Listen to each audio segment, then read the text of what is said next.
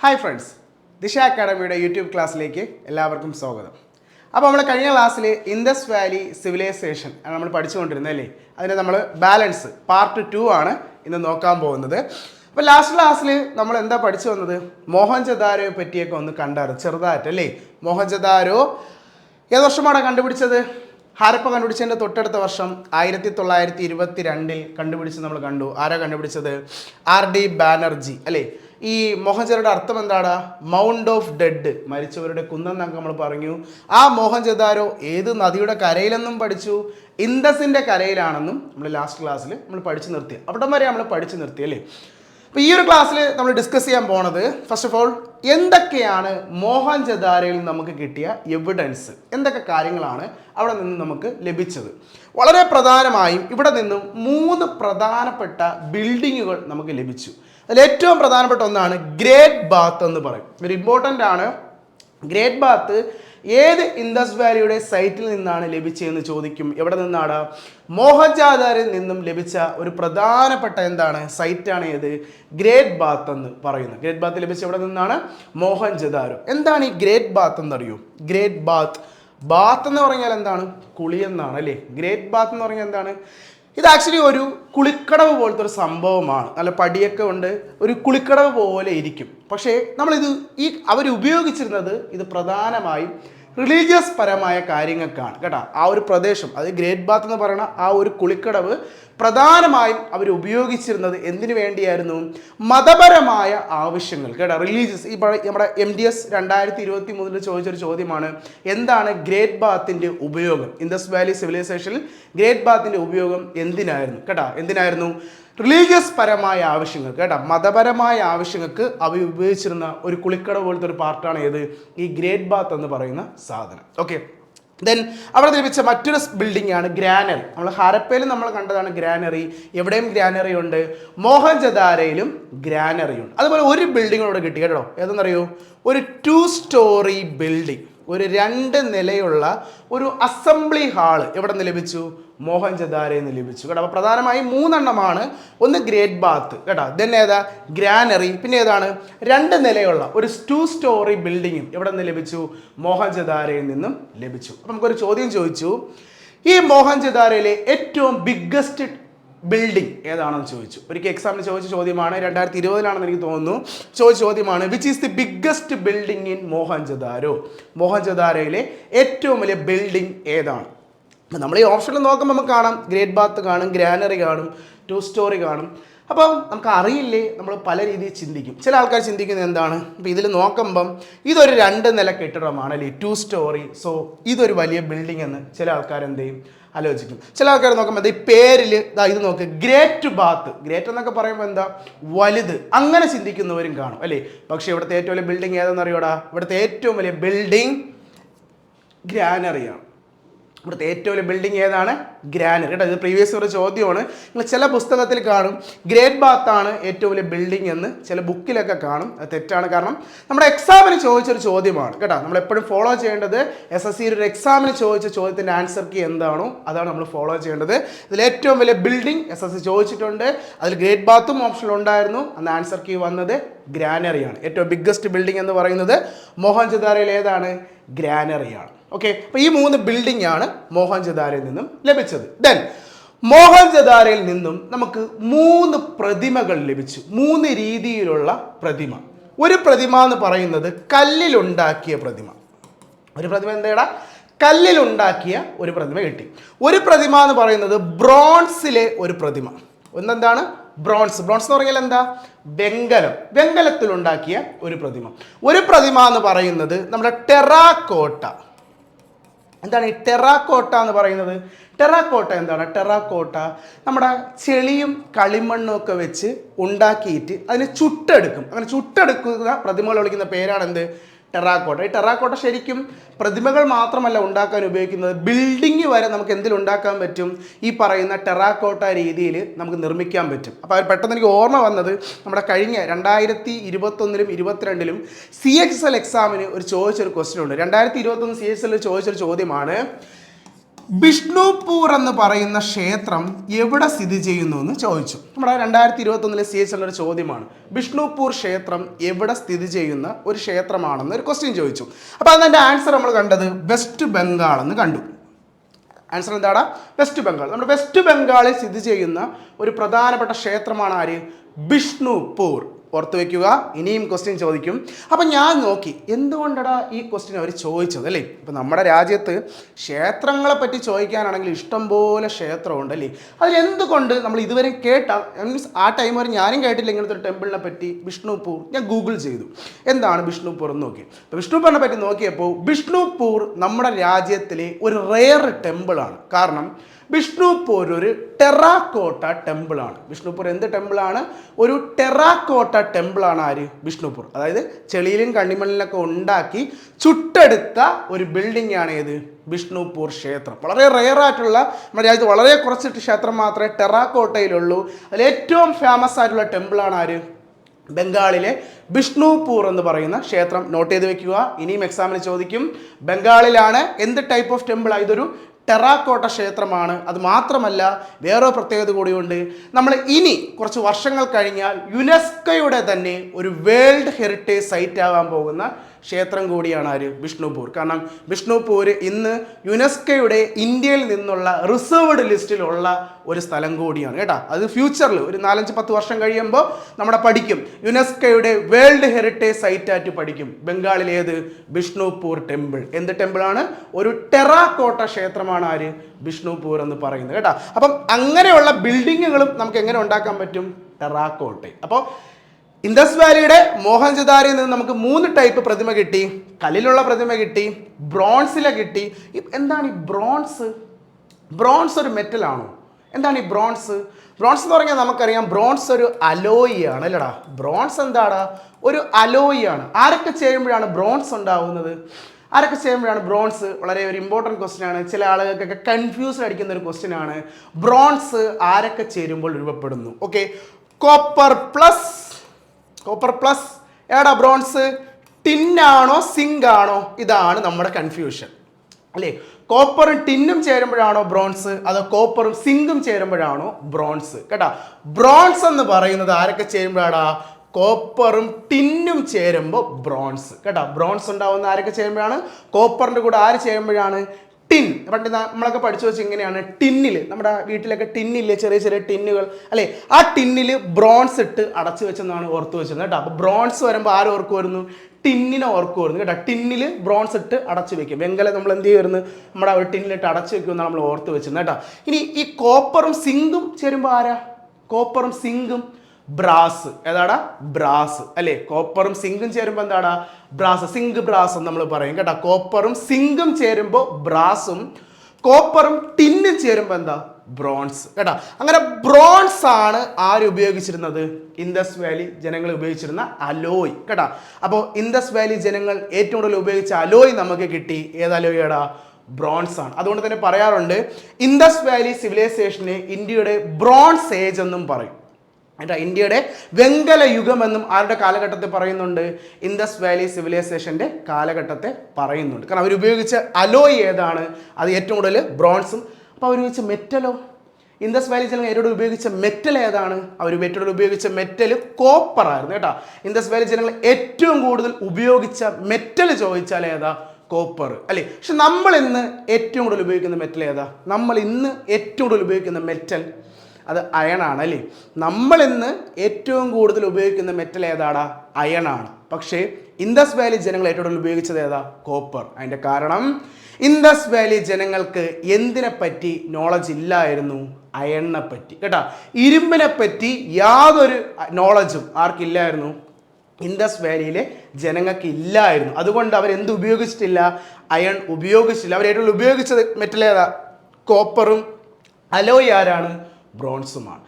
Okay, അപ്പോൾ ഇങ്ങനെയുള്ള 3 type പ്രതിമ കിട്ടിയെന്ന് പറഞ്ഞു. എന്തൊക്കെ പ്രതിമയാണ് കിട്ടിയെന്ന് നമുക്ക് നോക്കാം. ഫസ്റ്റ് സ്റ്റോൺ അല്ലേ.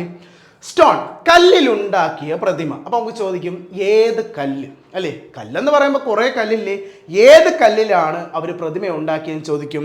ആ കല്ലിൻ്റെ പേരാണ് സ്റ്റിയറ്റേറ്റ് എന്ന് പറയും കേട്ടോ. ഏത് കല്ലാണ്? സ്റ്റിയറ്റേറ്റ് അല്ലെങ്കിൽ സോപ്പ് സ്റ്റോൺ എന്ന് ഇതിനെ പറയും കേട്ടോ. സ്റ്റിയറ്റേറ്റിൻ്റെ മറ്റൊരു പേരാണ് സോപ്പ് സ്റ്റോൺ, സ്റ്റിയറ്റേറ്റ്. ഈ സ്റ്റിയറ്റേറ്റ് എന്ന് പറയുന്ന ഒരു തരം കല്ലിലാണ് അവരെന്തുണ്ടാക്കിയത്? പ്രതിമ ഉണ്ടാക്കിയത് ആരുടെ പ്രതിമയെന്നറിയോ? ആരുടെയാണ്? ഒരു പ്രീസ്റ്റിൻ്റെ, ഒരു താടിക്കാരനായിട്ടുള്ള ഒരു പുരോഹിതൻ്റെ പ്രതിമ. ഇതാണത്. ഇദ്ദേഹത്തിൻ്റെ പ്രതിമയാണ് ഉണ്ടാക്കിയത് കേട്ടോ. താടിക്കാരനായിട്ടുള്ള ഒരു പ്രീസ്റ്റിൻ്റെ പ്രതിമയാണ് അവർ ഉണ്ടാക്കിയത്. എന്ത് കല്ലിൽ? സ്റ്റിയറ്റേറ്റ് എന്ന് പറയുന്ന ഒരു തരം കല്ലിലാണ് അവരെന്തുണ്ടാക്കിയത്? പ്രതിമകൾ ഉണ്ടാക്കിയിരുന്നത്. ഇനി അതുപോലെ ബ്രോൺസ് ആണെങ്കിലോ, ബ്രോൺസിലെ പ്രതിമ അവർ ഉണ്ടാക്കിയത് ആരുടെ പ്രതിമ എന്നറിയോ? നൃത്തം ചെയ്യുന്ന ഒരു പെൺകുട്ടിയുടെ പ്രതിമ. ഈ പ്രതിമ, ഇതൊരു ബ്രോൺസ് സ്റ്റാച്ചു ആണ്. ഇതിൽ നമ്മൾ കാണുന്ന ഒരു പെൺകുട്ടിയാണ് എന്ത് ചെയ്യുന്നുണ്ട്? ഡാൻസ് ചെയ്യുന്നുണ്ട്. ഒരു ഡാൻസിങ് ഗേൾ, നൃത്തം ചെയ്യുന്ന ഒരു പെൺകുട്ടിയുടെ പ്രതിമ എന്തിൽ കിട്ടിയടാ? ബ്രോൺസിൽ. അപ്പോൾ കല്ലിൽ കിട്ടിയത് ആരുടെയാ? ഒരു പുരോഹിതന്റെ പ്രതിമയും ബ്രോൺസിൽ കിട്ടിയത് ആരുടെ പ്രതിമയാണ്? നൃത്തം ചെയ്യുന്ന ഒരു പെൺകുട്ടിയുടെ പ്രതിമ. എന്തിൽ കിട്ടി? നമ്മുടെ ബ്രോൺസിൽ. ഒന്ന് ആലോചിച്ച് നോക്ക്, ആ ഒരു കാലഘട്ടത്തിൽ അവർ എങ്ങനെയായിരിക്കും ഈ ബ്രോൺസിൽ പ്രതിമ ഉണ്ടാക്കിയത്? കാരണം ഇന്നിപ്പം നമുക്ക് പ്രതിമ ഗോൾഡും സിൽവറിലൊക്കെ ഉണ്ടാക്കാൻ പറ്റും. കാരണം എന്താ? മെഷീൻസ് ഒക്കെ ഉണ്ടല്ലേ. പക്ഷെ ആ ഒരു കാലഘട്ടത്തിൽ, മെഷീൻസ് പോലെ ഇല്ലാത്തൊരു കാലഘട്ടത്തിൽ അവർ കൈകൊണ്ട് എങ്ങനെയായിരിക്കും ഈ പറയുന്ന ബ്രോൺസിൻ്റെ പ്രതിമ ഉണ്ടാക്കിയിട്ടുള്ളത്? ഉണ്ടാക്കാൻ പറ്റുമോ? അങ്ങനെ ഉണ്ടാക്കാൻ പറ്റുമോ? ഉണ്ടാക്കാൻ പറ്റും. നമ്മുടെ രാജ്യത്ത് ഇന്നും മെഷീൻസ് ഇല്ലാതെ തന്നെ, ഉത്തരേന്ത്യയിലൊക്കെ നമുക്ക് കാണാം, കുടിൽ വ്യവസായത്തിൽ മെഷീൻസ് ഇല്ലാതെ തന്നെ പ്രതിമകൾ ഉണ്ടാക്കുന്നുണ്ട്. അതിനെ വിളിക്കുന്ന പേരാണ് ലോസ്റ്റ് വാക്സ് ടെക്നിക് എന്ന് പറയും കേട്ടോ. നിങ്ങൾ യൂട്യൂബ് എടുത്തിട്ട് കണ്ടാൽ നിങ്ങൾക്ക് ആ വീഡിയോ കാണാം. എങ്ങനെ അടിച്ചാൽ മതിടാ? ലോസ്റ്റ് വാക്സ് ടെക്നിക് എന്ന് അടിച്ചാൽ മതി. ലോസ്റ്റ് വാക്സ് ടെക്നിക് എന്ന് അടിച്ചാൽ നിങ്ങൾക്ക് കാണാം. അതായത് മെഴുകുണ്ടല്ലോ, നമ്മുടെ മെഴുകിൽ പ്രതിമ കൊത്തി ഉണ്ടാക്കിയതിന് ശേഷം ആ മെഴുകിനെ പൂർണ്ണമായും ചെളി കൊണ്ട് എന്ത് ചെയ്യും? പൊതങ്ങിയെടുക്കും. എന്നിട്ടൊരു ചെറിയ ഹോള് മാത്രം അതിലിട്ടയ്ക്കും. എന്നിട്ട് എന്ത് ചെയ്യുന്ന വെച്ചാൽ ഇത് കൊണ്ടുപോയി ചൂടാക്കുമ്പോൾ എന്ത് പറ്റുക? പുറത്ത് ചെളിയല്ലേ, ആ ചെളിയൊക്കെ എന്താവും? സെറ്റാവും. പക്ഷേ ഈ ചൂടകത്തോട്ട് പോകൂലേ? ചൂടകത്ത് പോകുമ്പോൾ അകത്താരിരിക്കുക? മെഴുക് എന്ത് ചെയ്യും? ഉരുകും. ആ ഉരുകിയ മെഴുക് നമ്മളൊരു ഹോൾ ഇട്ടിട്ടില്ലേ, ആ ഹോള് വഴി മെഴുക് അത്ര എവിടെ പോവും? പുറത്ത് പോകും. അപ്പം അതിൻ്റെ അകത്ത് എന്താവും? പൊള്ളയാവും. ദെൻ ആ ഹോളിൻ്റെ അകത്തേക്ക് നമ്മൾ എന്താണോ ഉരുക്കി വെച്ചിട്ടുള്ളത് അതെന്ത് ചെയ്യും? ഒഴിച്ചു കൊടുത്തതിന് ശേഷം ആ ഹോൾ നമ്മൾ എന്ത് ചെയ്യും? എന്തെങ്കിലും ക്യാപ്പ് വെച്ച് നമ്മൾ അടച്ചതിന് ശേഷം ഇതിലൊരു തണുത്ത വെള്ളത്തിൽ കൊണ്ട് നമ്മൾ എന്ത് ചെയ്യും? തണുപ്പിക്കും. തണുത്ത വെള്ളത്തിൽ കൊണ്ട് തണുപ്പിക്കുമ്പോൾ എന്തോടാ? അതിൻ്റെ അകത്ത് നമ്മൾ എന്താണോ ഉരുക്കി ഒഴിച്ചു കൊടുത്തത് അതെന്ത് ചെയ്യും? അങ്ങ് തണുത്ത് സെറ്റാവും. അതിനുശേഷം നമ്മൾ ഈ പറയുന്ന പുറത്തുള്ള ചെളി എന്ത് ചെയ്യൂടാ? പുറത്തുള്ള ചെളി നമ്മൾ എന്ത് ചെയ്യും? എന്തെങ്കിലും വെച്ച് തട്ടി ഇളക്കി കളയും. അപ്പോൾ നമുക്ക് എന്ത് കിട്ടും?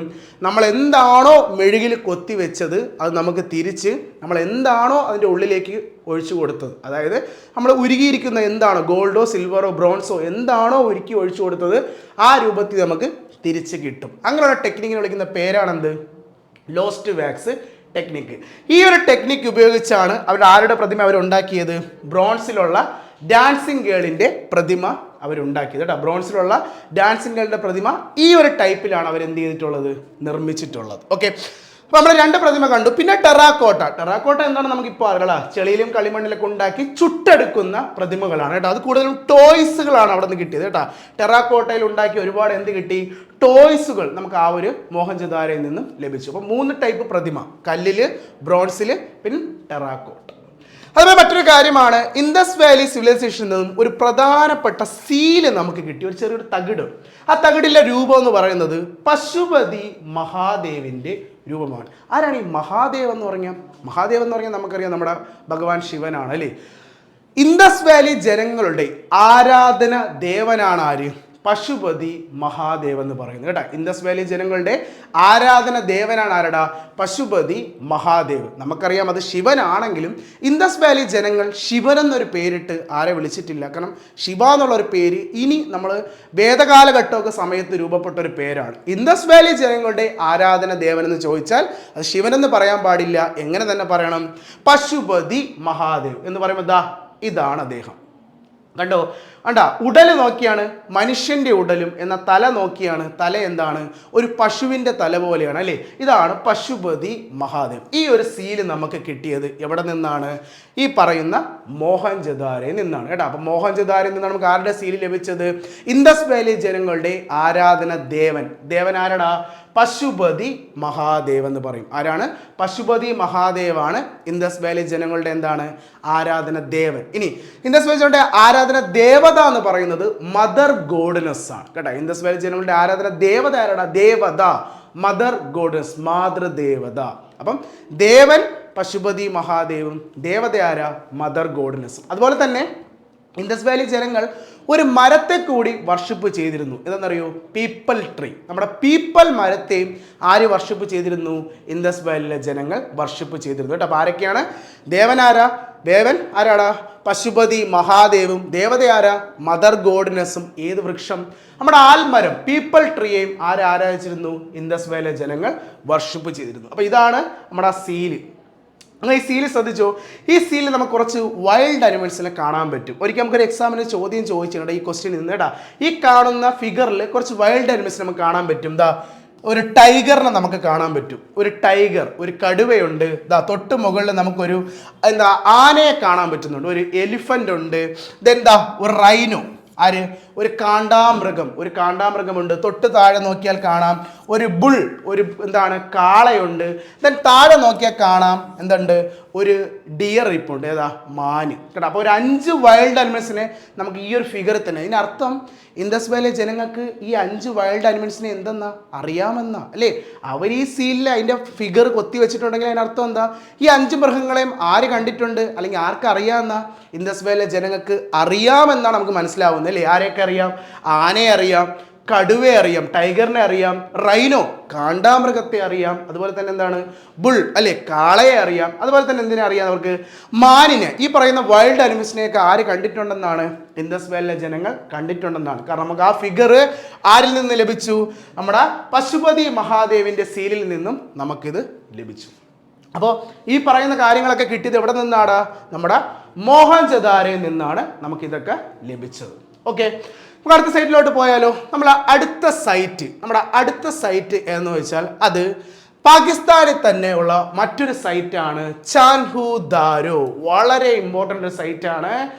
നമ്മുടെ ഹാരപ്പ കണ്ടുപിടിച്ച് കൃത്യം 10 വർഷം കഴിഞ്ഞ് 1931. കാരണം ഹാരപ്പ കണ്ടുപിടിച്ച വർഷം നമുക്കറിയാം എപ്പോഴാ? 21 അല്ലേ. 1921 10 കൂട്ടിയാൽ 31. 1931 ചാൻഹു ദാരോ കണ്ടുപിടിച്ചതാരാ? NG മജുംദർ. ഇൻഷൽ ഓർത്ത് വെച്ചു. നമ്മൾ നേരത്തെ RD ബാനർജി പോലെയാണ് NG മജുംദർ. നമ്മൾ ഇനി കോൺഗ്രസിന്റെ ഒരു പ്രസിഡന്റ് പഠിക്കും, AC മജുംദർ. അതും നോക്കിയാണ് അവിടെ RD ബാനർജി, WC ബാനർജി. അതുപോലെ ഇവിടെ NG മജുംദർ, AC മജുംദർ നമ്മൾ പഠിക്കും കോൺഗ്രസിന്റെ ഒരു പ്രധാനപ്പെട്ട സെഷനിൽ. മോഡേൺ ഹിസ്റ്ററി വരുമ്പോൾ നമുക്ക് കാണാം ആരാണ് AC മജുംദർ എന്ന്. അതുപോലെയാണ് ഇവിടെ ഇൻഷൽ ഇമ്പോർട്ടൻസ് കൊടുത്തോ NG മജുംദർ കണ്ടുപിടിച്ച ഒരു സൈറ്റാണ് ഏത്? ചാൻഹു ദാരോ എവിടെയാണ്? പാകിസ്ഥാനിലാണ് കേട്ടോ. പാകിസ്ഥാനിലാണ്. വളരെ പ്രധാനപ്പെട്ട ഒരു സൈറ്റാണ് ചാൻഹു ദാരോ. എന്തെന്നറിയോ? നമ്മൾ പഠിച്ചിട്ടുണ്ട് ഇൻഡസ് വാലിക്ക് ടൗണുകൾക്ക് 2 പാർട്ട് ഉണ്ടെന്ന് പറഞ്ഞു അല്ലേ. അപ്പർ ടൗണും ലോവർ ടൗണും അല്ലേ. പക്ഷേ ചാൻഹു ദാരയിൽ ഒരൊറ്റ ടൗണേ ഉള്ളൂ. ചാൻഹു ദാരയിൽ എത്ര ടൗണുള്ള? ഒരൊറ്റ ടൗൺ. അതിൻ്റെ അർത്ഥം എന്താടാ? ചാൻഹു ദാരയിൽ എന്തില്ല? ചാൻഹു ദാരയിൽ സിറ്റഡൽ ഇല്ല. ചാൻഹു ദാരയിൽ എന്തില്ലടാ? സിറ്റഡൽ ഇല്ല. സിറ്റഡൽ ഇല്ലാത്ത ഒരേ ഒരു സൈറ്റ് ഏതെന്ന് ചോദിച്ചാൽ വളരെ ഇമ്പോർട്ടൻ്റ് ആണ്. ഇൻഡസ് വാലിയിൽ സിറ്റഡൽ ഇല്ലാത്ത ഒരൊറ്റ സൈറ്റ് ഏതെന്ന് ചോദിച്ചാൽ ഏതാണ്?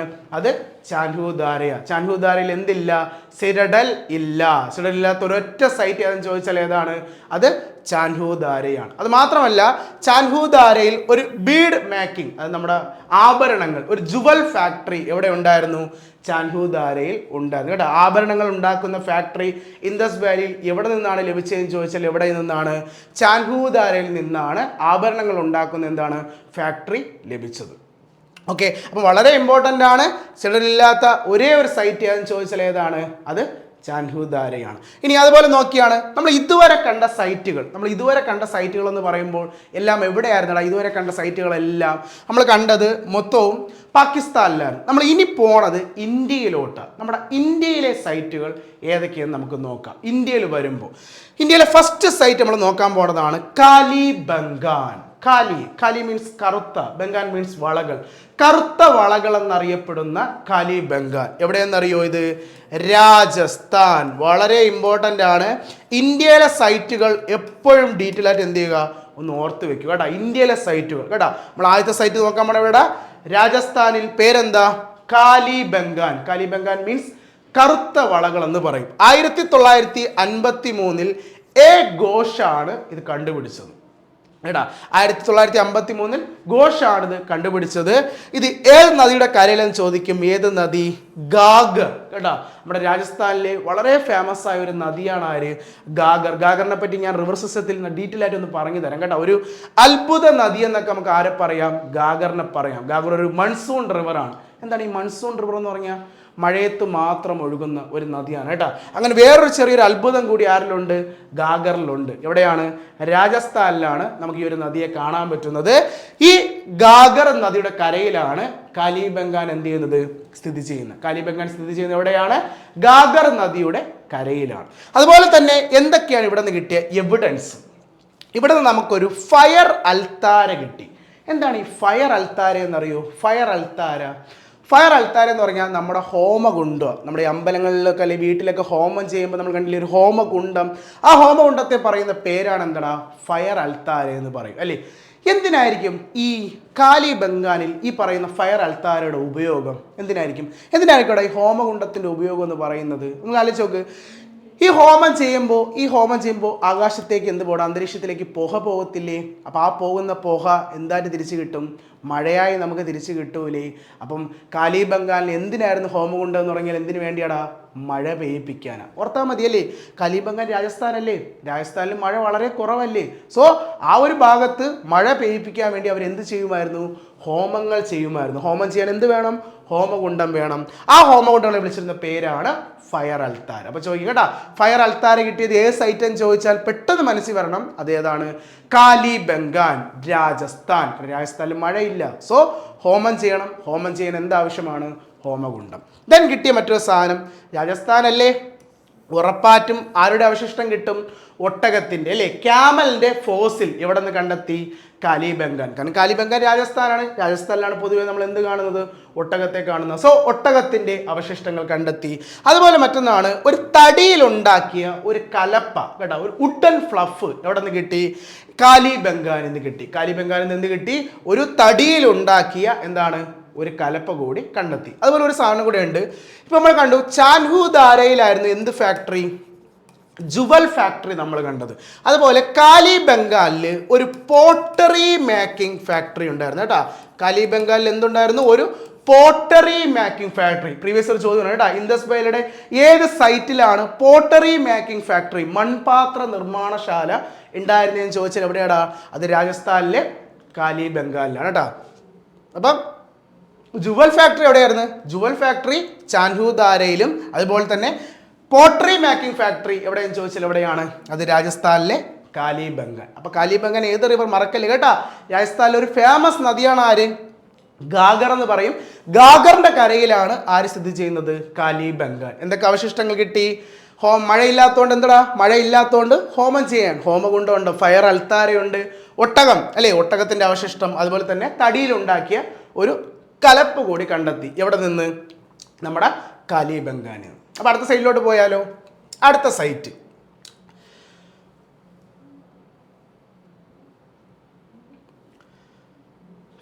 നോക്കിയാടാ. അടുത്ത സൈറ്റിൻ്റെ പേരെന്താ? ലോത്തൽ. വളരെ പ്രധാനപ്പെട്ട ഒരു സൈറ്റാണ് ഏത്? നമ്മുടെ ഈ ലോത്തൽ എന്ന് പറയും. ഫസ്റ്റ് ഓഫ് ഓൾ ലോത്തൽ എവിടെയെന്ന് അറിയോ? ലോത്തൽ ഗുജറാത്തിലാണ്. ഇമ്പോർട്ടൻ്റ് ആണ്, പഠിച്ചു വെക്കുക. ലോത്തൽ എവിടെയാണ്? ഗുജറാത്ത്. ഗുജറാത്തിൽ ഒരു സൈറ്റാണ് ലോത്തൽ. അപ്പോൾ ഓർത്ത് നോക്ക്, ഗുജറാത്തിൽ കടലില്ലേ? ഗുജറാത്തിൽ എന്തുണ്ട്? കടലില്ലേ? അപ്പം ലോത്തൽ എന്ന് കേട്ടാൽ മനസ്സിൽ എപ്പോഴും വരണം ലോത്തൽ ഒരു പോർട്ട് സിറ്റിയാണ്. ലോത്തൽ എന്ത് സിറ്റിയാടാ? ഇൻഡസ് വാലിയുടെ പോർട്ട് സിറ്റി ഏതാന്ന് ചോദിച്ചാൽ ഏതാടാ? അത് ലോത്തലാണ് കേട്ടോ. ഇൻഡസ് വാലിയുടെ പോർട്ട് സിറ്റി ഏതാന്ന് ചോദിച്ചാൽ ഏതാണ്? അത് ലോത്തലാണ്. ലോത്തല് 1953 SR റാവു ആണ് കണ്ടുപിടിച്ചത് കേട്ടോ. ചില ബുക്കിൽ 54 എന്നും പറയുന്നുണ്ട് കേട്ടോ.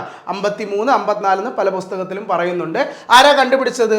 അത് SR റാവു. SR റാവു ആണ് എന്ത് കണ്ടുപിടിക്കുന്നത്? ലോത്തല് കണ്ടുപിടിച്ചത് കേട്ടോ. ലോത്തൽ പറയുമ്പോൾ മനസ്സിൽ പറഞ്ഞ എന്ത് സിറ്റി? ഒരു പോർട്ട് സിറ്റിക്ക് ഉദാഹരണമാണ് ആര്? ലോത്തൽ എന്ന് പറയുന്നത്. അപ്പൊ അവിടെ എന്ത് കാണൂടാ? പോർട്ട് അല്ലേ. അവിടെ കാണും? ഡോക്യാർഡ് അവിടെ കാണപ്പെടുന്നു നമ്മുടെ ലോക്കൽ അല്ലേ. ഡോക്യാർഡ് എന്ന് പറഞ്ഞാൽ നമ്മുടെ ഈ ഷിപ്പും കപ്പലും ഒക്കെ എന്താണ് പൂട്ടിയിടുന്ന സ്ഥലമാണ് അല്ലേ. പോർട്ട് ആയതുകൊണ്ട് തന്നെ അവിടെ അത് കാണും. പിന്നെ അതുപോലെ മറ്റൊന്നാണ് ഒരു ചെസ് കളിക്കുന്ന ഒരു ബോർഡ്. വളരെ ഇമ്പോർട്ടൻസ് ആണ് കേട്ടോ. നമ്മുടെ ലോത്തലിൽ നിന്നും ഒരു ചെസ് ബോർഡ് നമുക്ക് കിട്ടി. ഒരു ചെസ് ബോർഡ്, അതിനർത്ഥം ഇൻഡസ് വാലി ജനങ്ങളുടെ എന്റർടൈൻമെന്റ് എന്ന് പറയുമ്പോൾ എന്തായിരുന്നു? അത് ചെസ് കളിയായിരുന്നു കേട്ടോ. ഇൻഡസ് വാലി ജനങ്ങളുടെ എന്റർടൈൻമെന്റ് എന്ന് പറയുമ്പോൾ എന്തായിരുന്നുടാ? അത് ചെസ് കളിയാണ്. ഈ ചെസ് കളി എന്ന് പറഞ്ഞാൽ നമ്മൾ ഇന്ന് കളിക്കുന്ന ഒരു ചെസ് കളിയാണോ? അല്ല. ഈ ചെസ്സുകളുടെ മുൻഗാമി കളി എന്താടാ? ചെസ്സുകളുടെ മുൻഗാമി കളി ചതുരംഗ കളിയാണല്ലേ. ഈ ചതുരംഗ കളി എന്ന് പറയുമ്പോൾ അതിന് മെയിൻ സാധനം എന്താ? ഡൈസ് അല്ലേ. നമ്മൾ ഡൈസ് ആണ് പ്രധാനമായി ഉപയോഗിച്ചിരുന്നത് അല്ലേ. അന്നത്തെ ചെസ് കളി എന്ന് പറയുമ്പോൾ എന്താണ്? ഡൈസ് കളിയാണ്. എന്ത് കളിയാണ്? ഡൈസ് വെച്ചുള്ള കളിയാണ് കേട്ടോ. ഏത് സമയത്ത്? ആ ഒരു കാലഘട്ടത്തിലെ ചെസ് കളി എന്ന് പറയുമ്പോൾ അതെന്താണ്? ഡൈസ് വെച്ചുണ്ടായിരുന്ന ഒരു കളിയാണ് കേട്ടോ. അപ്പോൾ ആ ഒരു ബോർഡ് കിട്ടിയത് എവിടെ നിന്നാണ്? ലോത്തൽ എവിടെയാണ്? ഗുജറാത്ത്. അപ്പോൾ ലോത്തൽ പറയുമ്പോൾ മനസ്സിൽ വരണം എന്ത് സിറ്റി? ലോത്തൽ ഒരു പോർട്ട് സിറ്റി, തുറമുഖം ഉണ്ടായിരുന്ന ഒരു നഗരമാണ്. ദെൻ അടുത്ത് ഗുജറാത്തിലെ തന്നെ അടുത്തൊരു സൈറ്റ്, വീണ്ടും ഗുജറാത്തിൽ തന്നെ സൈറ്റ്, പേരെന്താടാ? ഡോളാവീര. ഒരു ഇമ്പോർട്ടൻറ്റ് സൈറ്റ് ആണ് ഡോളാവീര കേട്ടോ. ഡോളാവീര ഇന്ന് നിലവിൽ യുനെസ്കോയുടെ തന്നെ ഒരു വേൾഡ് ഹെറിറ്റേജ് സൈറ്റാണ്. ഇന്ത്യയിൽ നിന്നും യുനെസ്കോയുടെ തന്നെ ഒരു വേൾഡ് ഹെറിറ്റേജ് സൈറ്റ് കൂടിയാണ് ആര്? ഡോളാവീര. എന്തുകൊണ്ടാണ് ഇതിനെ യുനെസ്കോയുടെ വേൾഡ് ഹെറിറ്റേജ് എടുത്തതെന്നറിയോ? ഈ ഡോളാവീരയിൽ നിന്ന് നമുക്ക് ഒരുപാട് റിസർവെയറുകൾ കണ്ടെത്തി. എന്താണ് ഈ റിസർവെയർ എന്ന് പറഞ്ഞാൽ എന്താണ്? റിസർവെയർ എന്ന് പറഞ്ഞാൽ വെള്ളം കെട്ടി നിർത്തുന്നു അല്ലേ. വെള്ളം നമ്മൾ സ്റ്റോർ ചെയ്യുന്ന പാർട്ടിനെ വിളിക്കുന്ന പേരാണെന്ത്? റിസർവെയറുകൾ എന്ന് പറയും അല്ലേ. എന്തിനാ റിസർവെയർ വെള്ളം കെട്ടി നിർത്തുന്നത്? എന്തിനാ? വൈദ്യുതി ഉൽപ്പാദിക്കാനാണോ? നമുക്ക് ഡാമുകളും ഉണ്ടല്ലേ. നമ്മൾ ഡാമിൽ വെള്ളം കെട്ടി നിർത്തുന്നത് എന്തിനാണ്? ഡാമിൽ വെള്ളം കെട്ടി നിർത്തുന്നത് എന്തിനാണ്? വൈദ്യുതി ഉണ്ടാക്കാൻ വേണ്ടിയാണ് അല്ലേ. പക്ഷെ റിസർവെയറിലെ വെള്ളം നമ്മൾ എന്തിനാ? ഡൊമസ്റ്റിക്കൽ പർപ്പസ്, അതായത് കൃഷിയിടങ്ങളിൽ അതുപോലെ നമ്മുടെ കന്നുകാലികൾക്കും മറ്റും ഉള്ള ആവശ്യങ്ങൾക്ക് വേണ്ടിയാണ് എന്ത് ചെയ്യുന്നത്? റിസർവെയറിൽ നമ്മൾ വെള്ളം കെട്ടി നിർത്തുന്നത്. അപ്പോൾ ഇൻഡസ് വാലിയിൽ ഒരുപാട് റിസർവെയർ ഉണ്ടായിരുന്ന ഒരു പ്രദേശമാണ് ഏത്? ഡോളാവീര എന്ന് പറയുന്നത് കേട്ടോ. ഡോളാറിൽ ഇഷ്ടം പോലെ എന്തുണ്ടായിരുന്നു? റിസർവെയറുകൾ. വെള്ളത്തെ അവരെന്ത് ചെയ്യുന്നു? സ്റ്റോർ. ഇതൊരു നമുക്ക് ആ ഫിഗറിൽ കാണുന്നത് ഒരു പ്രധാനപ്പെട്ട ആ കാലത്തിലുണ്ടായ റിസർവെയർ ആണ് കേട്ടോ. ഇതുപോലുള്ള ഒരുപാട് റിസർവെയറുകൾ നമുക്ക് കണ്ടെത്തി. എവിടെ നിന്നും? ഡോളാവീരയിൽ നിന്നും. അപ്പോൾ രണ്ട് സൈറ്റ് ഇപ്പോൾ നമ്മൾ കണ്ടു. ഗുജറാത്തിൽ ആരൊക്കെയാ? ലോത്തലും മറ്റൊന്ന് ഡോളാവീര. ലോത്തൽ എന്താണ്? Port city. ഡോളാവീര എന്താണ്? ഡോളാവീര ഒരുപാട് റിസർവെയർ ഉണ്ടായിരുന്ന ഒരു പ്രദേശമാണ്. ഓക്കെ. അതുപോലെ തന്നെ ഇനി ഹരിയാനയിലെ കുറച്ച് ഇമ്പോർട്ടൻറ്റ് സൈൻസ് നോക്കാം. ഹരിയാനയിൽ കേട്ടോ, ഇത് ഇമ്പോർട്ടൻ്റ് ആണ്. ഇന്ത്യയിലെ സൈറ്റ് കൃത്യമായി പഠിച്ചിട്ടുണ്ട് കേട്ടോ. രാജസ്ഥാനിലാരാ? കാലിബംഗാൻ. ഗുജറാത്തിൽ ആരൊക്കെയാ? ലോത്തലും ഡോളാവീര. ഇനി ഹരിയാനയിൽ നമുക്ക് നോക്കാം ആരൊക്കെയാണ് ഹരിയാനയിൽ ഒരു പ്രധാനപ്പെട്ട സൈറ്റാണ് ബനവാലി. വളരെ ഇമ്പോർട്ടൻ്റ് ആണ്. ഹരിയാനയിൽ ഫസ്റ്റിൽ പഠിക്കുന്ന സൈറ്റാണ് എടാ ബനവാലി. ബനവാലിയുടെ പ്രത്യേകത, ബനവാലിയിൽ മാത്രം സ്ട്രീറ്റുകൾ ഒരു റേഡിയൽ പാറ്റേണിൽ കാണാൻ പറ്റും. നമ്മൾ ഫസ്റ്റ് പഠിച്ചതാണ് ഇൻഡസ് വാലിയുടെ സ്ട്രീറ്റുകൾ എന്ത് പാറ്റേൺ നമ്മൾ പഠിച്ചതാണ്? ഒരു ഗ്രിഡ് പാറ്റേൺ, അതായത് ഇങ്ങനെയാണ് നമ്മൾ പഠിച്ചു അല്ലേ. പക്ഷേ ബനവാലിയിൽ മാത്രം സ്ട്രീറ്റുകൾ കാണുന്നത് ഈ ഒരു പാറ്റേണാണ്. ഈ ഒരു പാറ്റേൺ വിളിക്കുന്ന പേരാണ് റേഡിയൽ എന്ന് പറയും. എന്താണ്? റേഡിയൽ. ഇങ്ങനെ ഒരു വ്യത്യസ്തമായിട്ടുള്ള സ്ട്രീറ്റ് കണ്ടെത്തിയത് എവിടെ മാത്രമാണ്? ബനവാലി. ഹരിയാനയിലെ ബനവാലിയിൽ മാത്രമാണ് വ്യത്യസ്ത രീതിയിലുള്ള ഒരു സ്ട്രീറ്റ് കണ്ടെത്തിയത്. എന്ത് പാറ്റേണിൽ? ഒരു റേഡിയൽ പാറ്റേണിലുള്ള സ്ട്രീറ്റുകൾ കണ്ടെത്തി. എവിടെ നിന്ന് ചോദിച്ചാൽ എവിടെയാണ്? ബനവാലിയിൽ നിന്നും. അതുപോലെ തന്നെ ഇവിടുത്തെ ഏറ്റവും മറ്റൊരു സൈറ്റാണ് രാഗി ഗർഗി എന്ന് പറയും കേട്ടോ. വളരെ ഇമ്പോർട്ടൻ്റ് ആണ്. ഇന്ന് ഇന്ത്യൻ സബ് കോണ്ടിനെന്റിലെ ഏറ്റവും ബിഗ്ഗസ്റ്റ് സൈറ്റ് എന്ന് പറയുന്നത് ഹരിയാനയിലെ രാഗി ഗർഗിയാണ് കേട്ടോ. രാഗി ഗർഗിയാണ് ഇന്ത്യൻ സബ് കോണ്ടിനെന്റിലെ ഇന്ന് നിലവിലെ ഏറ്റവും എന്താണ് ബിഗ്ഗസ്റ്റ് ഇൻഡസ് വാലി സൈറ്റ് എന്ന് പറയുന്നത് കേട്ടോ. അതുപോലെ മറ്റൊന്നാണ് ബിർദാന ഓർ ബിരാന എന്നും പറയും കേട്ടോ. ബിർദാന ഓർ ബിരാന എന്ന് പറയും. ഇതിന്റെ പ്രത്യേകത ബിരാന അല്ലെങ്കിൽ ബിർദാനയാണ് ഇൻഡസ് വാലിയിലെ ഏറ്റവും ഓൾഡസ്റ്റ് സൈറ്റ് കേട്ടോ. ഓൾഡസ്റ്റ് ഏറ്റവും പഴക്കം ചെന്നത് ബിർദാനയും ഏറ്റവും ബിഗ്ഗസ്റ്റ് രാഗി ഗർഗിയും. രണ്ടും എവിടെടാ? ഹരിയാന. അപ്പോൾ ഹരിയാനയിൽ മാത്രം 3 സൈറ്റ്. ഏതൊക്കെയാ? ഈ 3 എണ്ണമൊക്കെ വരുമ്പോൾ ശ്രദ്ധിക്കണം കേട്ടോ. എന്താ പറയുമ്പോൾ ഒരു ഓപ്ഷൻ ഇടുന്ന ആൾക്ക് വളരെ ഈസിയാണ് 3 എണ്ണമൊക്കെ ഉണ്ടെങ്കിൽ. അപ്പോൾ ചോദിക്കും താഴെ കൊടുത്തുള്ള ഓപ്ഷനിൽ ഏതാണ് ഹരിയാനയിൽ ഇല്ലാത്തതെന്നൊക്കെ ചോദിക്കും. ഹരിയാന ഉള്ളത് ആരൊക്കെ? ഉള്ളത് ബനവാലി, രാഗി ഗർഗി, ബിർദാന. 3നും പ്രത്യേകതയുണ്ട്. രാഗി ഗർഗിയാണ് ഇൻഡസ് വാലിയിലെ ഏറ്റവും വലിയ സൈറ്റ്. ബിർദാന എന്താ? ഇൻഡസ് വാലിയിലെ ഏറ്റവും ഓൾഡസ്റ്റ് സൈറ്റ്. ബനവാലി എന്താ? ബനവാലിയിൽ മാത്രം ഒരു പ്രത്യേക രീതിയിലുള്ള നമുക്ക് എന്ത് കാണാൻ പറ്റൂടാ? സ്ട്രീറ്റ്. എങ്ങനെയുള്ള സ്ട്രീറ്റ്? റാഡിയൽ സ്ട്രീറ്റ് നമുക്ക് കാണാൻ പറ്റും. എവിടെ നിന്ന്? ബനവാലി. ഓക്കെ, ഇനി ഒന്ന് നോക്കിയാൽ നമ്മളിപ്പോൾ ഇന്ത്യ പഠിച്ചു, പാകിസ്ഥാൻ പഠിച്ചു. അഫ്ഗാനിസ്ഥാനിലും ഇൻഡസ് വാലിയുടെ ഒരു സൈറ്റ് ഉണ്ട്. സൈറ്റിൻ്റെ പേരെന്താണ്? ഷോട്ട് ഗൈ എന്ന് പറയും കേട്ടോ. അഫ്ഗാനിസ്ഥാനിലും നമുക്കൊരു സൈറ്റ് കാണാൻ പറ്റും. സൈറ്റിൻ്റെ പേരെന്താണ്? ഷോട്ട് ഗൈ എന്ന് പറയും. ഷോട്ട് ഗൈ കാണുന്നത് എവിടെയാണ്? അഫ്ഗാനിസ്ഥാനിൽ കാണപ്പെടുന്ന ഒരു പ്രധാനപ്പെട്ട സൈറ്റാണ് ഏത്? ഷോട്ട് ഗൈ എന്ന് പറയുന്നത്. ഓക്കെ, അപ്പോൾ ഇതൊക്കെയാണ് പ്രധാനപ്പെട്ട എന്തെന്ന് പറയുന്നത് നമ്മുടെ ഇൻഡസ് വാലിയിലെ സൈറ്റുകളെന്ന് പറയുന്നത്. ഓക്കെ, അപ്പോൾ നമുക്ക് ശരിക്കും പറയാം നമുക്ക് ദിശ അക്കാഡമിയുടെ തന്നെ എന്താണ് ഓൺലൈൻ ക്ലാസ്സുകളിൽ നമ്മൾ ഇതിന് വളരെ ഡീറ്റെയിൽ ആയിട്ട് നമ്മൾ എന്ത് ചെയ്യുന്നുണ്ട്, പറയുന്നുണ്ട്. ദിശ അക്കാഡമിക്ക് ഓൺലൈൻ ക്ലാസ്സുകളുണ്ട്. അതുപോലെ തന്നെ നമുക്ക് കൊട്ടാരക്കരയിലും ട്രിവാൻഡ്രത്തും തന്നെ എന്തുണ്ട്?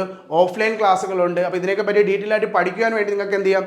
അതിൽ ജോയിൻ ചെയ്യാവുന്നതാണ്. ഇപ്പോൾ ഓൺലൈൻ ക്ലാസ് പോവുകയാണെങ്കിൽ ലൈവ് ക്ലാസ്സസ് ഉണ്ട്. അതുപോലെ തന്നെ റെക്കോർഡഡ് ക്ലാസ്സുകളുണ്ട്. ഇത് നിങ്ങൾക്ക് എന്ത് ചെയ്യാം? വളരെ യൂസ്ഫുൾ ആയിട്ട് എക്സാമിന് വളരെ യൂസ്ഫുൾ ആയ രീതിയിൽ നമ്മൾ എന്ത് ചെയ്യുന്നുണ്ട്? അത് പറഞ്ഞു തരുന്നുണ്ട്. ഓക്കെ, ആവശ്യമുള്ളവർക്ക് കോൺടാക്ട് ചെയ്യാൻ പറ്റുന്നതാണ്. ഓക്കെ, നമ്മൾ ഇൻഡസ് വാലിയുടെ കുറച്ച് സൈറ്റുകളൊക്കെ നമ്മൾ നോക്കിയല്ലേ. ഇനി നമുക്ക് ഇൻഡസ് വാലിയുടെ പ്രധാനപ്പെട്ട ജനങ്ങളുടെ തൊഴിൽ എന്തായിരുന്നു? അവർ പ്രധാനമായും ചെയ്യുന്ന തൊഴിലെന്ന് പറഞ്ഞാൽ എന്ത് തന്നെയാണ്? കൃഷി തന്നെയായിരുന്നു.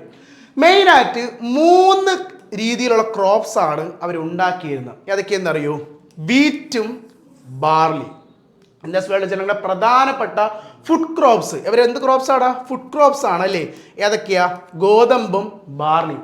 എടാ, ഗോതമ്പും ബാർലിയും എന്ത് സീസൺ ക്രോപ്പാ? ഒരൊറ്റ സീസൺ ക്രോപ്പ് അല്ലേ ഗോതമ്പും ബാർലി എന്ന് പറയുന്നത്? എന്താടാ? റാബി ക്രോപ്സിന് ഉദാഹരണമാണല്ലേ. നമ്മുടെ രാജ്യത്ത് സീസൺ ക്രോപ്പ് ഉണ്ടല്ലേ, ഖാരിഫ്, റാബി, സെയ്ദ്. നമുക്ക് വേറൊരു ക്ലാസ്സിൽ ഡീറ്റെയിൽ ആയിട്ട് നമുക്കത് നോക്കാം. ഓക്കെ, ബാർലിയും ഗോതമ്പും എപ്പോഴും മനസ്സിൽ വേണം. ബാർലിയും ഗോതമ്പും എന്താണ്? ഗോതമ്പും ബാർലിയും ഒരു റാബി ക്രോപ്സാണ്. എപ്പോഴും നമ്മുടെ മനസ്സിൽ വേണം കേട്ടോ. റാബി എന്ന് കേട്ടാൽ ഫസ്റ്റ് മനസ്സിൽ വരണം ഒന്ന് ഗോതമ്പ്, ഒന്ന് ബാർലി കേട്ടോ. ഗോതമ്പും ബാർലിയും കേട്ടോ ആരുടെ മെയിൻ ക്രോപ്സ് ആയിരുന്നു? ഇൻഡസ് വാലി ജനങ്ങളുടെ പ്രധാനപ്പെട്ട ഫുഡ് ക്രോപ്സ്. റാബി ആയിട്ടുള്ള ആരൊക്കെയാടാ? ഗോതമ്പും ബാർലിയും. ഇനി ഇൻഡസ് വാലി ജനങ്ങളുടെ പ്രധാനപ്പെട്ട ഒരു ഖാരിഫ് ക്രോപ്പായിരുന്നു കോട്ടൺ. കോട്ടൺ എന്ത് ക്രോപ്പാ? കോട്ടൺ ഒരു ഖാരിഫ് ക്രോപ്പാണ്. കോട്ടൺ എന്ത് ക്രോപ്പാണ്? ഒരു ഖാരിഫ് ക്രോപ്പിന് ഉദാഹരണമാണ് ആര്? കോട്ടൺ എന്ന് പറയുന്നത് കേട്ടോ. കോട്ടൺ ഒരു അർത്ഥമുണ്ട്. ലോകത്തിൽ ആദ്യമായി കോട്ടൺ ഉൽപ്പാദിച്ച ജനങ്ങൾ ആരാണ്?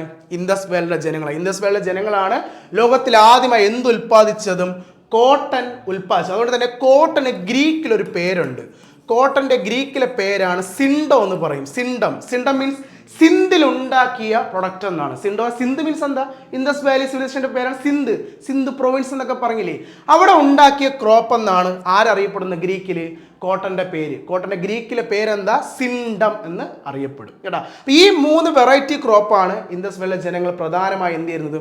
ഉൽപ്പാദിച്ചിരുന്നത് കേട്ടാ. റാബി ക്രോപ്സ് ആരൊക്കെ? ഗോതമ്പും ബാർലിയും. അതുപോലെ ഖാരിഫ് ക്രോപ്പായ ഏതാ? കോട്ടനും. അതുപോലെ തന്നെ ഈ പറയുന്ന സാധനങ്ങൾ അവർക്ക് തൂക്കി വിൽക്കണ്ടേ? അവർക്ക് ട്രേഡ് ആൻഡ് കൊമേഴ്സിന് ആവശ്യം വേണ്ടി ഇത് തൂക്കി കൊടുക്കണ്ടേ? അപ്പോൾ അവർക്ക് എന്ത് വേണം? ഒരു വെയ്റ്റ്സ് ആൻഡ് മെഷർമെൻറ്റ്സ് വേണം. ഇൻഡസ് വാലി ജനങ്ങൾ അവരുടെ വെയ്റ്റ്സ് ആൻഡ് മെഷർമെൻറ്റ്സിന് പ്രധാനമായി ഉപയോഗിച്ചിരുന്നത് 16ഉം 16ന്റെ മൾട്ടിപ്പിൾസുമാണ് കേട്ടോ. 16ഉം 16ന്റെ മൾട്ടിപ്പിൾസുമാണ് ഇൻഡസ് വാലിയുടെ ജനങ്ങളുടെ പ്രധാനപ്പെട്ട എന്താ? വെയ്റ്റ്സ് ആൻഡ് മെഷർമെൻറ്റ്സ് എന്ന് പറയുന്നത്. അത് നോട്ട് ചെയ്ത് വെച്ചോ കേട്ടോ. അവരുടെ വെയ്റ്റ്സ് ആൻഡ് മെഷർമെൻറ്റ്സിന് അവർ യൂസ് ചെയ്യുന്ന നമ്പർ ഏതാടാ? 16ഉം 16ന്റെ എന്താണ്? മൾട്ടിപ്പിൾസുമാണ്. അതുപോലെ തന്നെ അവർ വളർത്തിയുന്ന അനിമൽസ് ഒക്കെ നോക്കിയാണ് ആരൊക്കെയാണ്?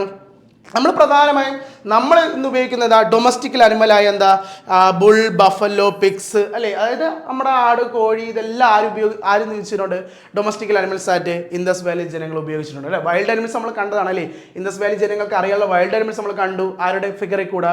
പശുപതി മഹാദേവന്റെ ഫിഗറിൽ കൂടെ കണ്ടു. അവർക്ക് അറിയാനുള്ള വൈൽഡ് അനിമൽസ്. അതുപോലെ തന്നെ അവരെല്ലാം നമ്മുടെ ഡൊമസ്റ്റിക്കൽ അനിമൽസ് അല്ലെ, പശു, ആട് അല്ലെ, ഇതിനെല്ലാം ആരും ഉപയോഗിച്ചിരുന്നു? ഇൻഡസ് വാലിയിലെ ജനങ്ങൾ ഉപയോഗിച്ചിരുന്നു. ഒരു സാധനം മെയിനായിട്ട് അവർ ഉപയോഗിച്ചിരുന്നില്ല, അത് നമ്മൾ ഓർക്കേണ്ടത്. ഇൻഡസ് വാലി ജനങ്ങൾ വളരെ റെയറായിട്ട് മാത്രമേ ഒരു അനിമലിനെ അവർ ഉപയോഗിച്ചിരുന്നു. ആരെന്നറിയൂ? കുതിരകളെ. കേട്ടോ, കുതിരകളെ അങ്ങനെ വലിയ രീതിയിൽ ആരും ഉപയോഗിച്ചിട്ടില്ലായിരുന്നു. ഇൻഡസ് വാലി ജനങ്ങൾ ഉപയോഗിച്ചിട്ടില്ലായിരുന്നു അല്ലേ. നമ്മൾ നേരത്തെ കണ്ടു ഇൻഡസ് വാലി ജനങ്ങൾക്ക് ഉപയോഗിക്കാത്ത മെറ്റൽ കണ്ടു. ആര്? അയൺ. അതുപോലെ ഇൻഡസ് വാലി ജനങ്ങൾ വലിയ രീതിയിൽ ഉപയോഗിക്കാത്ത ഒരു അനിമൽ കൂടിയാണ് ആര്? കുതിരകൾ. കേട്ടോ, കാരണം കുതിരയുടെ എവിഡൻസ് ഒരൊറ്റ സ്ഥലത്ത് നിന്ന് മാത്രമേ നമുക്ക് ലഭിച്ചുള്ളൂ. എവിടെ നിന്നറിയോ? ഗുജറാത്തിലെ സുർക്കോത്താടയിൽ നിന്നും. കേട്ടോ, ഗുജറാത്തിലൊരു സൈറ്റാണ് കേട്ടോ, പഠിച്ചു വെച്ചോ, നോട്ട് ചെയ്തോ. ഗുജറാത്തിൽ നമ്മൾ പഠിക്കുന്ന 3ാമത്തെ സൈറ്റാണ് അല്ലേ. ലോത്തൽ കണ്ടു. ലോത്തൽ എന്താ? Port city. അത് കഴിഞ്ഞ് ഏത് കണ്ടു? ഡോളാവീര, റിസർവെയറുകളുള്ള സിറ്റി. അത് കഴിഞ്ഞ് 3ാമത്തെ ഗുജറാത്തിലെ സൈറ്റ് സുർക്കോത്താട. ഈ സുർക്കോത്താടയിൽ നിന്ന് മാത്രമാണ് എന്തിൻ്റെ എവിഡൻസ് കിട്ടിയത്? കുതിരയുടെ എവിഡൻസ് കിട്ടിയത്. അതിനർത്ഥം ഇൻഡസ് വാലിയിലെ ജനങ്ങൾ എന്തിനെ ഉപയോഗിച്ചിട്ടില്ല? വലിയ രീതിയിൽ കുതിരകളെ ഉപയോഗിച്ചിട്ടില്ല എന്നാണ്. ഓക്കെ, അപ്പോൾ ഇത്രയുമാണ് നമ്മുടെ ഇൻഡസ് വാലി സിവിലൈസേഷനിൽ നിന്നുള്ള പ്രധാനപ്പെട്ട പോയിന്റ്സുകൾ. ഓക്കെ, അപ്പോൾ നിങ്ങൾക്കൊരു ചെറിയൊരു ഐഡിയ എന്താണ് കിട്ടിയിട്ടുണ്ടെന്ന് തോന്നുന്നു കേട്ടോ. ഇത് ശരിക്കും നമ്മൾ ഈ കഴിഞ്ഞ ഒരു 5-6 വർഷത്തെ ക്വസ്റ്റ്യൻ പേപ്പർ എടുത്തു നോക്കിയാൽ കാണാം, ഇതിൻ്റെ ഉള്ളിൽ നിന്നുള്ള ചോദ്യങ്ങൾ മാത്രമേ ഇതുവരെയും എന്ത് ചെയ്തിട്ടുള്ളൂ? എക്സാമിൽ ചോദിച്ചിട്ടുള്ളൂ കേട്ടോ. നമ്മൾ ഈ പഠിപ്പിച്ച കാര്യം ഇത്രയും കറക്റ്റായിട്ട് നിങ്ങളൊന്ന് പഠിച്ച് നോട്ട് ചെയ്ത് വെച്ചിട്ട് നിങ്ങൾ പ്രീവിയസ് ക്വസ്റ്റ്യൻ ചെയ്ത് നോക്കിയാണ് നിങ്ങൾക്ക് ഈസി ആയിട്ട് നിങ്ങൾക്ക് എന്ത് ചെയ്യാൻ പറ്റും? മാർക്ക് സ്കോർ ചെയ്യാൻ പറ്റും. ഓക്കെ, അപ്പോൾ അടുത്ത് നമുക്കൊരു പുതിയൊരു ടോപ്പിക്കുമായി വീണ്ടും കാണാം. താങ്ക്